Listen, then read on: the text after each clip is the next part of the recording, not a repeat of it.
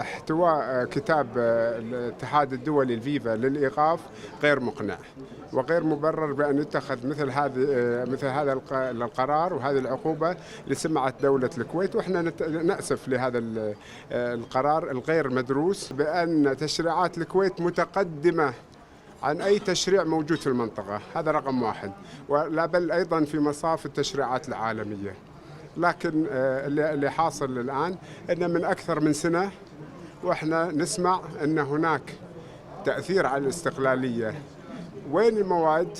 وين النقاط اللي فيها تأثير على الاستقلالية؟ لم نسمع عنها. إن من المناسب أن يكون جزاء الكويت ومقابل تعهد السامي لسيدي حضرة صاحب السمو عام 2012 في إصدار تشريعات متطورة تحترم الاستقلالية أن تقدر الكويت، ولا أن تخضع لتهديدات.